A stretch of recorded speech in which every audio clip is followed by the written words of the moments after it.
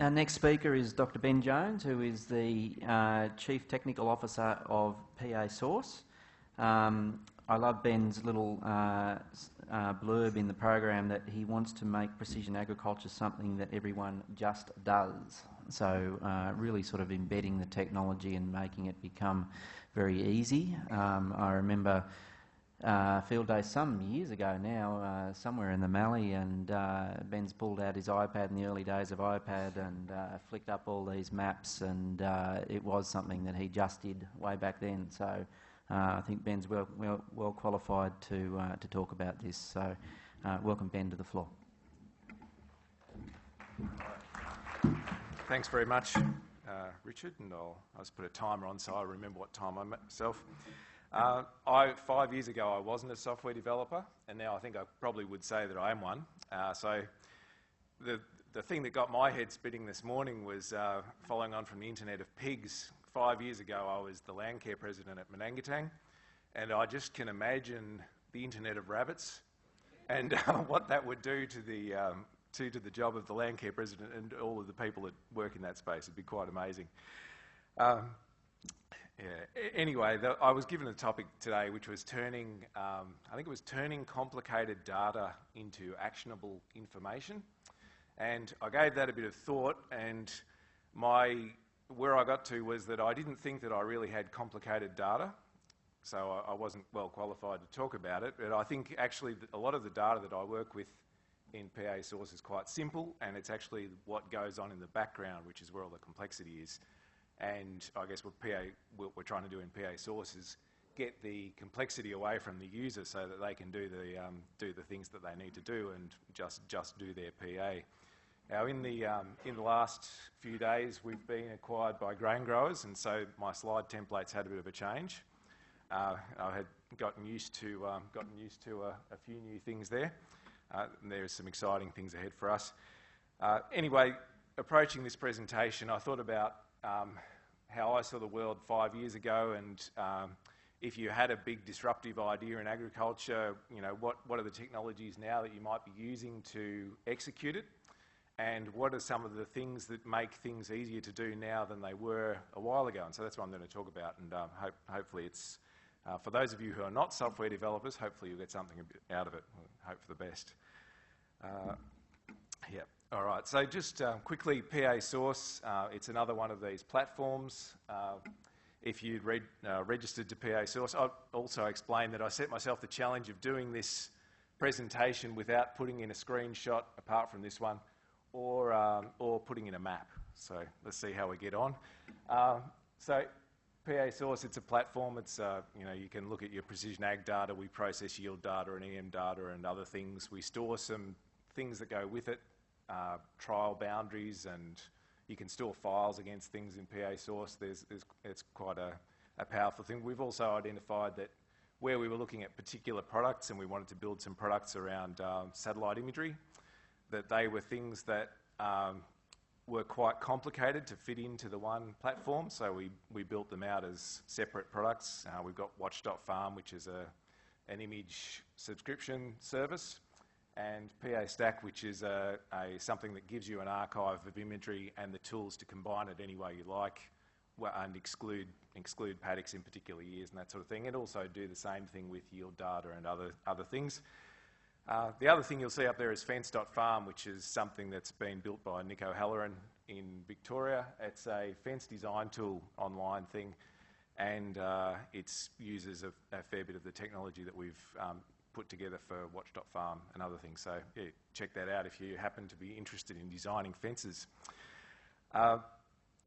This is something that we designed with agronomists in mind, and so we wanted to keep it relatively simple, but we also had this issue of multiple users, and we also wanted it to be something that farmers could access. So there's a whole lot of things that have to go on in the background to make it all work, and hopefully we'll cover off on some of those things now. And just a bit of recognition to our users, the agronomists of the world.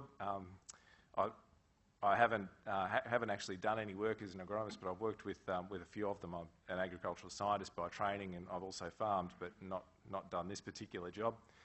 And their world is a bit different, and they've got certain things certain complexity that they're interested in, but the rest of the world's got to be simple so they can get on with their job. And I think the people that get into these sorts of advisor roles, and probably agricultural generally, aren't the people who are interested in sitting behind a computer and doing a lot of analysis. They are people who are interested in being out there and working with farmers and also working with crops. So I guess whenever I'm contemplating something complex, I think about these guys and try to remember to keep it simple. Now, everyone's been back to the history, back in time a little bit, and I thought I'd go back 10 years, which is roughly, 2005 is roughly 10 years. It's also when I started thinking about doing PA Source. We started in 2011. And you need to know where we've come from in technology-wise to really appreciate where we're at the moment. And so this whole mobile thing, it's not that new really. It was there in 2005. If you wanted to write programs for mobile in 2005, you could do it. You'd be working with Windows Mobile and you'd have one of these iMate things or something similar in mind, an iPac, if anyone remembers them. As one of the first one of the early tablet computers, we had one of those in the header for a couple of years, an Asus R2HB, I think it was. Quite good bits of technology, but if you were on the software side, they were quite hard to write for because there are specific tools that you use to write those programs, the languages you need to work with. You need to understand hardware. There's a Bluetooth GPS up in the top right-hand corner. It was an amazing thing 10 years ago. These days we take them for granted, but that's where we've come from on the hardware side. And 10 years ago for software, if you were looking at doing anything on the internet, you were getting used to Internet Explorer 6 and trying to take account of the fact that there were several other Internet Explorers out there and they worked quite differently. We were looking at dial-up connections. And only 5 years ago in Menangatang, when I started PA Source, I was at the end of 5 kilometres of copper on a 1.5 megabit per second ADSL connection, and it was fine for doing all of that sort of thing. And we moved down to Melbourne a year later and got cable internet, but it wasn't one of the things we moved for. It's actually, you can do quite a lot with a modest connection, but it does help you to remind you what's important. The other thing that wasn't around 10 years ago, there wasn't much in the way of software libraries and frameworks and some of the things that developers, I think, probably starting to take for granted now because they're part of their world.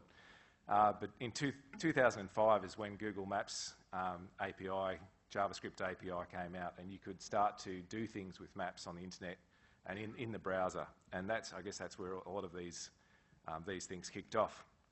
Now, if we move forward to 2016, where as a software developer, we're in the world of frameworks, and I don't know whether the software developers of the world have got a reputation for being a little bit dull, but they definitely like their fancy graphics. And so someone's collected all of the graphic characters for the frameworks over on the right-hand side there. There's a whole host of things that make it easier to do things in a web browser in particular ways. And there's also HTML5, which is an upgrade to the HTML standard, which also allows you to do interesting things in the web browser.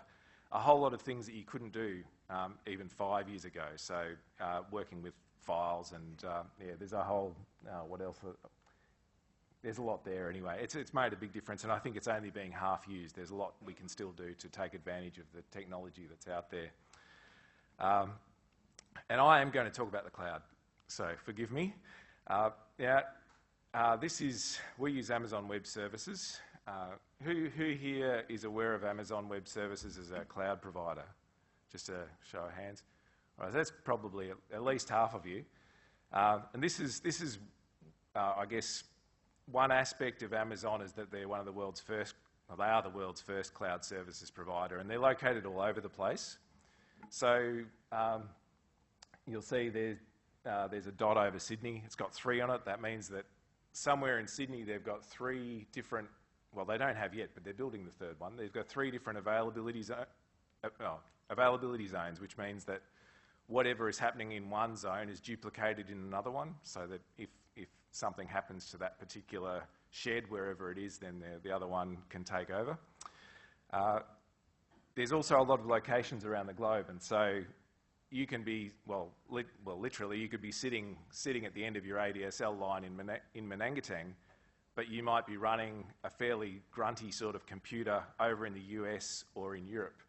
And that's all possible now, and it really wasn't something you could do easily 10 years ago. So that it really has expanded the world of anyone who wants to try their disruptive idea. Now, this is what people think of when they think of the cloud. I think this is what people think of, apart from Dropbox and Google Drive and that sort of thing. It's a collection of, it's computers we can dial up on demand. It's storage we can put any infinite number of things into. There are probably other aspects of it that people appreciate a bit less. This is one of Amazon's architectures. It's for a web service. And so there's a lot of things that you can do in terms of scaling your resources up and down, because this is stuff you're paying by the hour for. So you don't want to be being frivolous with it. You want to be able to add machines to your running machines when there's a lot of demand, and you want to scale them back when there's not so much demand. If you're ambitious, you want to set your system up so that you can service half the world if they decide to log on. It's a nice problem to contemplate, probably one that's a bit down the track for most of us. But that technology all allows you to do it, and that's the basic part of the cloud. Now, the next sort of question for the audience is, who reckons they understand software as a service? Is it? Yeah, fewer hands, I would say, fewer hands. And that's what I was hoping, because otherwise I thought, well, there's no point doing this talk. So this is a list of all of Amazon's services. And so what they've done with the cloud with hardware is they've taken something that you had to worry about in a data center and think about and administer and hook up to a network, and just it was a lot of work to administer machines, let alone actually have anything running on them. And they've converted that into something that you can pay for by the hour. And as a startup, as a small business, you can get in very cheaply to those machines. But the whole cloud notion has moved on from that. And now what we've got is services that you can pay for by the hour. So instead of having to have a machine sitting there somewhere and installing some software on it, say to do something like be an email server, you can dial up an email service on Amazon and have basically, it's a problem that's common to a lot of different businesses, so they've turned it into a service, and you can pay for it for I think for fractions of a cent per message you can send an email message, for example. Now, there's a lot of things on that list, and being able to access them all as a service means that you can concentrate on what you're interested in, the problems that you're trying to solve, and focus on those fairly efficiently. And there's basic stuff. There's notifications, there's queuing, there's workflows, so organising for complicated jobs to go from one end to the other and have some record of where they've been. But there's more complicated stuff in there, which I think that's where we don't really, as a group, probably appreciate the extent to which you can now pay for things. So you'll see machine learning there. There are services around gaming. For the people who are developers, there are a lot of services which are around doing things with code and also setting up architectures in the cloud. So the other thing about the cloud is that it's programmable, so you can put into a script what the structure of your data center has to be and how it behaves when it's working in the cloud. And that's compared to what was possible 5 years ago, that's quite revolutionary. 10 years ago, that's quite revolutionary. There's quite a few services in there which deal with the big data, so streams of data from, I'll mention Internet of Things soon, but there's streams of data from devices and processing that can happen to that along the way and putting into storage. It's really quite... it's a lot to get your head around, but it's a lot of things that if you're a developer you don't have to think about because someone else has already figured out the nitty-gritty of it for you. One of the things that excites me about the Amazon offering at the moment, and this is something that the other cloud computing companies do as well, is serverless computing. So at the moment, if I've got a machine running, I pay for it by the hour, and if I want to run a web service, I've got to have at least one web server running so that I can't predict when anyone's going to ask for something from my servers, so I've got to have something running. With the serverless computing model, what they've done is get rid of the idea of hardware altogether, and so all you have is a bit of code that gets executed. So in this case, there's an example of someone requesting an image. There's a couple of intermediate layers there, which are quite exciting in their own right. There's an API gateway, which is a service that Amazon offers now to actually administer and construct APIs. And that's another thing that's really standing in your way if you're a developer trying to get your disruptive idea out into the world. You know, APIs are important, but there's a lot of work that goes into setting one up and having it operate in some sort of standard way. What Amazon have done with their API gateway over the last 6 months is just make that a whole lot easier. What's going on with Lambda at the end is that there's a function in one of a few different languages that you can write. When some sort of request comes in, it runs on a machine somewhere. Amazon looks after what machine it runs on and what resources it has access to, but you get charged in 100 millisecond blocks for the time that thing runs. So if you've got that as the back end for your web server, you're not being charged by the hour for something that's got more capacity than you need for the traffic you're expecting to get. You can just have that thing deal with whatever comes down the line towards you and not have to think about it too much. And that is a huge simplification. And there's a whole lot of disruption going on in software development, really. And I guess that's something that we're beneficiaries of. Internet of Things is another service that they've added recently. And again, Internet of Things, you've got this whole swathe of the industry that's all got the same problem. How do we hook stuff up? They've got a service which takes care of that common problem of making sure the device is who it says it is, handling the connection between it and the internet, or it and a cloud somewhere, sticking the results from whatever the machine is into the cloud somewhere and doing things with it, and also keeping track of when that thing is disconnected from its internet, what happens to it, and then once it hooks back up to the internet again, we've got some messages ready to send to it. We don't have to think about it too much. It's a brilliant service. Going on there, there's some simpler things that make life a lot easier, things you don't have to think about. So content delivery networks, this is a concept where instead of having to have a server that delivers stuff up to your customers somewhere, your stuff is stored in storage, and the content delivery service has servers at all of these locations, the blue dots on the maps, the blue dots on the map up there. So there's one in Melbourne, one in Sydney at the moment. And as far as the user's concerned, once a copy of your stuff is in that server, it's like it's local.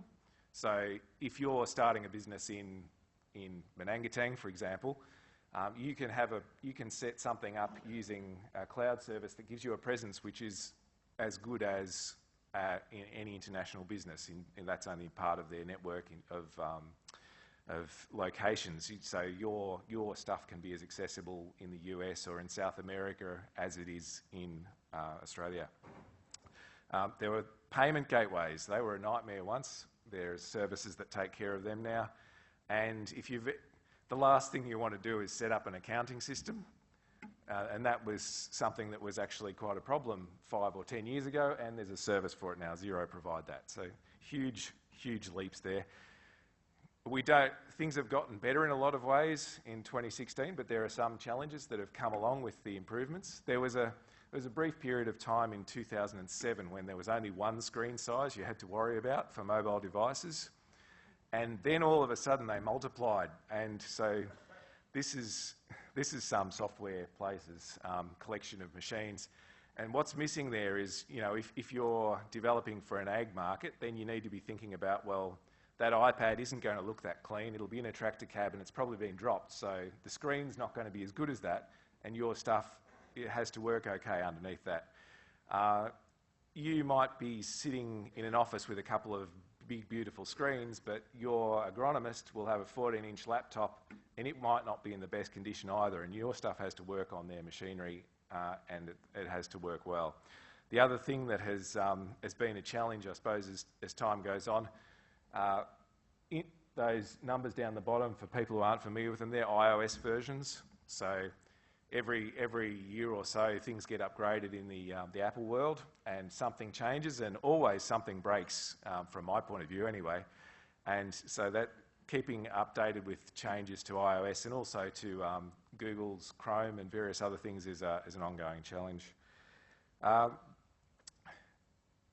Other exciting things, there's a lot of public domain data. Other people have talked about that, so satellite imagery. I was going to speak a bit about telecommunications, but we have this problem with UAV data. Big images, satellite images are big, but UAV images are pretty big too. If you look at 10 centimetre pixels, they work out to be pretty big images, and that's a problem, shifting them around. We're looking at things that we want to do to data in terms of analytics. 5 or 10 years ago, we didn't really have a good way of working with statistics. Now there's R out there, which is really well documented, easily available, and there's 8,500 packages for doing things with it.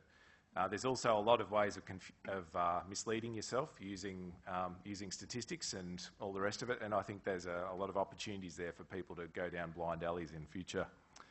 I was going to say something about machine learning, but I'm running out of time, so I won't say too much, except it's good. You need to know that it's out there as a service now. You can actually buy it from Amazon and what have you, in the same way that you can buy artificial intelligence as a service.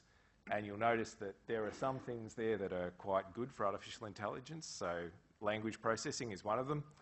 If you've tried speech commands on your phone, you'll know that's something that's fairly standard. But things like image processing, a little bit more difficult. We try to count trees on UAV imagery, and it's quite challenging. Telecommunications, I do need to say something about that.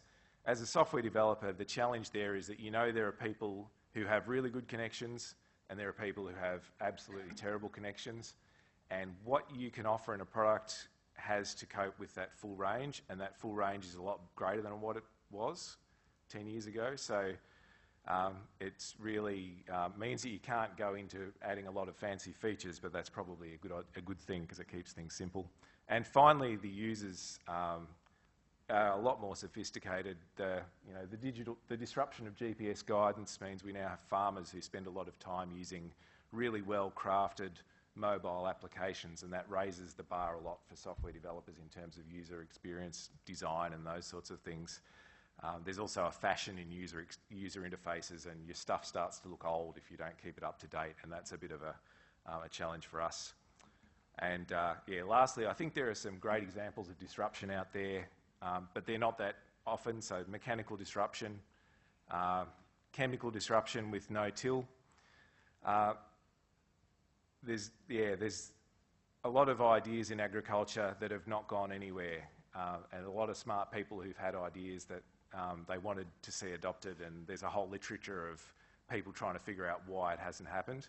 I have a feeling that that's something that we're going to see repeated with this exercise of digital disruption over the next few years. Anyway, thanks very much.